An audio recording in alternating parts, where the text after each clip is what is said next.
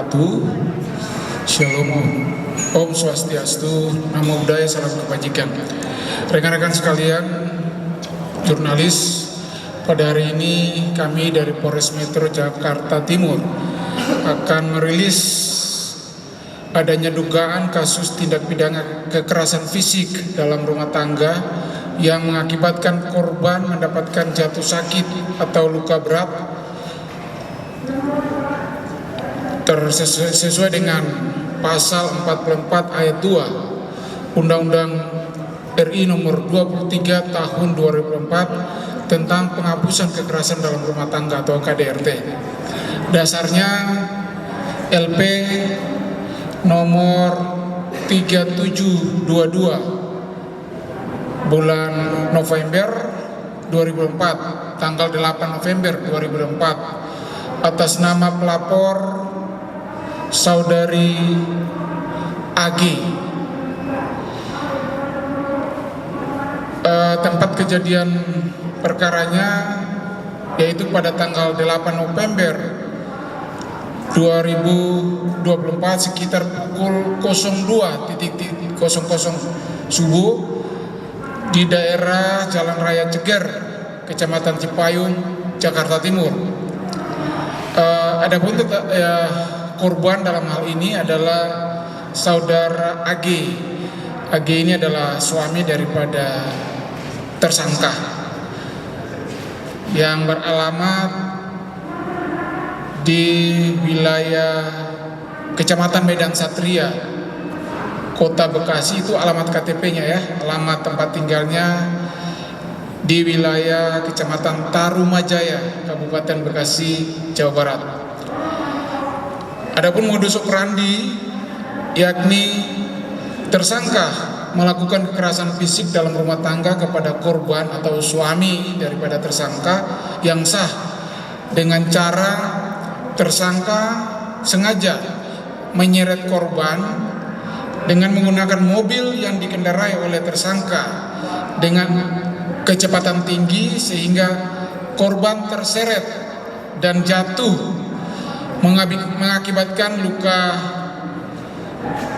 dan patah kaki kanan, yang pada saat itu korban mengikuti tersangka yang akan dijemput oleh pacarnya di TKP. Jadi pada saat itu memang korban ini mengikuti jejak tersangka yang disinyalir akan dijemput oleh pacarnya di TKP.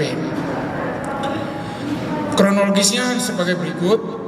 Tersangka melakukan kekerasan fisik dalam rumah tangga terhadap korban, suami sah daripada tersangka, karena tersangka diketahui oleh korban sedang menjemput laki-laki lain yang awalnya tersangka sebelum kejadian menjelaskan kepada korban bahwa tersangka berada di apartemen melalui sambungan video call dengan tersangka.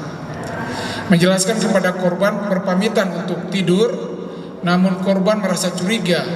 Selanjutnya mengecek posisi handphone tersangka, ternyata bergerak menuju wilayah Jakarta Timur dan berhenti di TKP. Selanjutnya korban menuju wilayah Jakarta Timur dan mencari keberadaan tersangka. Ternyata benar mobil tersangka terparkir di TKP dan kondisi dalam keadaan kondisi menyala, maksudnya mesinnya menyala. Kemudian korban menghampiri mobil tersangka, namun tersangka menolak korban dan masuk ke dalam mobil. Bahkan pada saat korban berusaha masuk ke dalam mobil, tersangka tidak menghiraukan, bahkan tersangka tetap melajukan mobil dengan kecepatan tinggi. Dan pada saat itu tersangka mengetahui bahwa kaki korban sebelah kanan sudah masuk ke dalam mobil, jok depan ya, sebelah kiri. Namun oleh tersangka, mobil yang dikendarai tersangka tetap melaju kencang sehingga korban tidak tahan lagi menahan pegangan.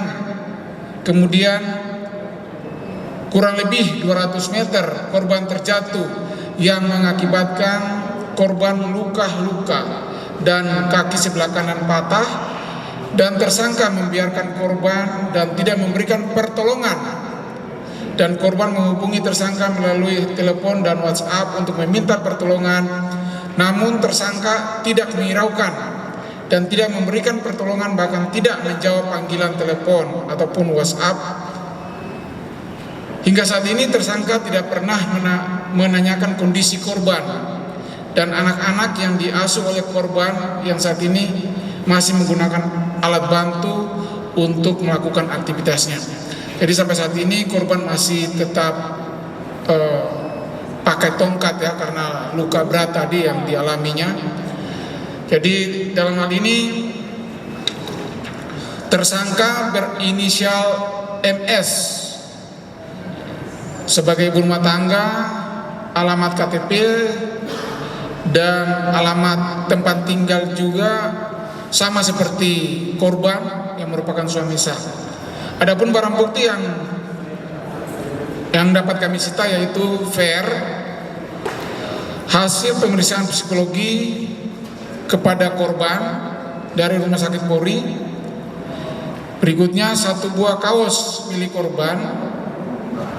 Berikutnya 1 pasang sendal milik korban dan 1 buah flash disk rekaman CCTV. Jadi pasal yang dilanggar adalah pasal 44 ayat 2 Undang-Undang Republik Indonesia nomor 23 tahun 2004 tentang penghapusan kekerasan dalam rumah tangga atau KDRT. Ancaman hukumannya adalah paling lama 10 tahun penjara.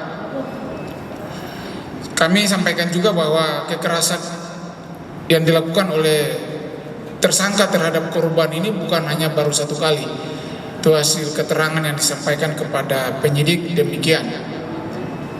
Demikian yang dapat kami sampaikan.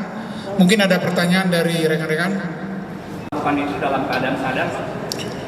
Udah pasti dalam keadaan sadar karena beliau kepergok. Berarti tidak dipengaruhi oleh minuman alkohol atau apa lainnya? Tidak ada saat itu. Pak, dari media Tes urin pun negatif. Dari media sosial tuh disebutkan bahwa dia selingkuh dengan 2 orang pria, apa betul atau tidak, Pak? Lalu selingkuhannya apakah ditangkap, diperiksa juga atau seperti apa?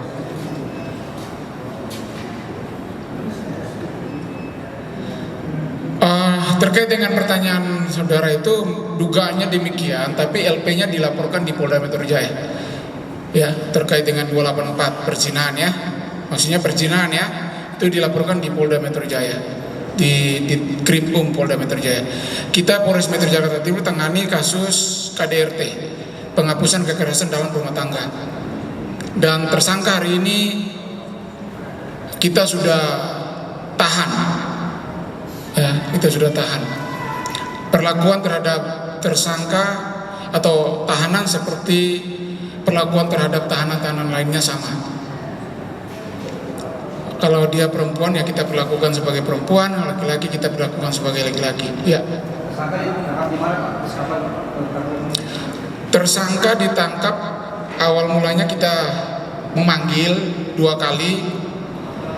Pertama tersangka tidak hadir tanpa alasan yang sah. Yang kedua kita panggil kedua, tersangka datang. Selanjutnya kita melakukan pemeriksaan sebagai saksi dan kita lakukan gelar perkara.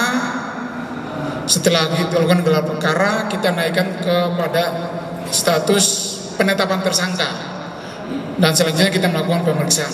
Jadi prosedur SOP yang berlaku itu tetap kita laksanakan.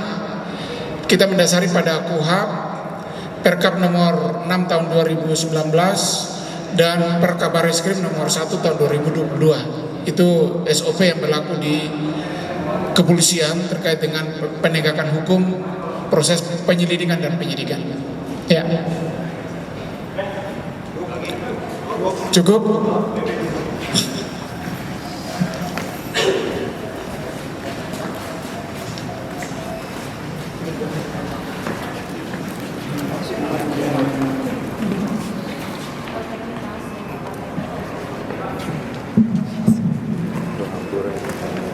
Ini kaos pergol dipakai korban pada saat memergoki tersangka di TKP.